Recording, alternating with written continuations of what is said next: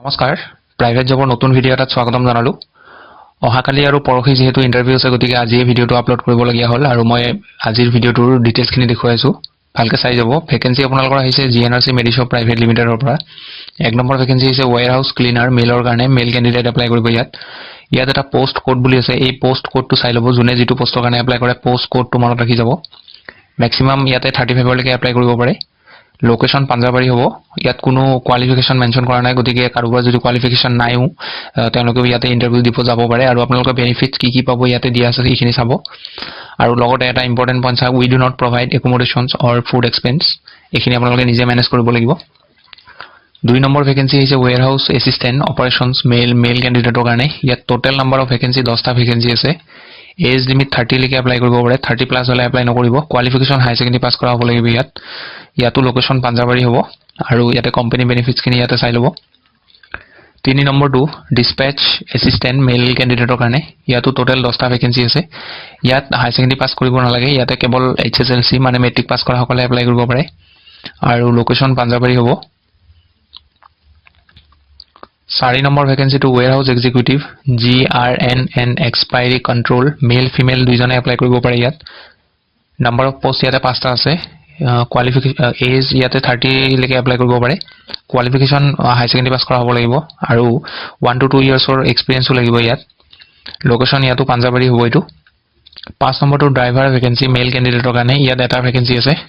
as 30 লৈকে apply কৰিব পাৰে কোৱালিফিকেশন ইয়াতে মেট্ৰিক পাস কৰা সকলে এপ্লাই কৰিব পাৰিব লোকেশন পাঞ্জাবাৰী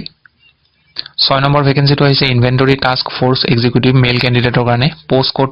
গুটিকেটা পোষ্টৰে আপোনালোকে পোষ্ট কোডটো চাই ল'ব মই আকৌ এবাৰ কৈ দিছো এটো নাম্বাৰ অফ পোষ্ট ইয়াতে 10টা আছে আৰু এজ লিমিট ইয়াতে 30 লৈকে এপ্লাই কৰিব পাৰে কোৱালিফিকেশন ইয়াতে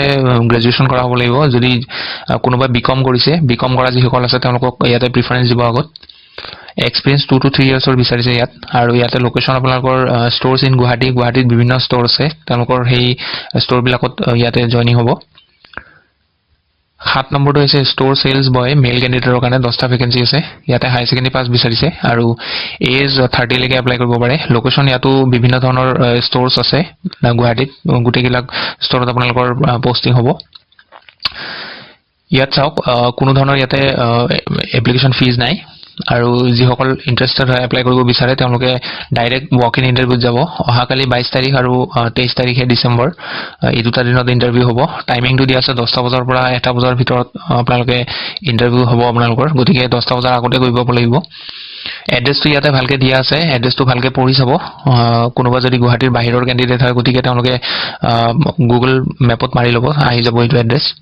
আৰু যিসকল গুৱাহাটীত থাকে তেওঁলোকে এইটো এড্ৰেছ চিনি পাব এই এড্ৰেছটোত গলে হ'ল অহাকালি আপোনালোকে নিজৰ ডকুমেন্টছ খিনি অৰিজিনাল কপি লৈ যাব আৰু বায়োডাটা লৈ যাব লৈ কিনে ইয়াতে ইন্টাৰভিউ দিব যাব পাৰে তো আপোনালোকৰ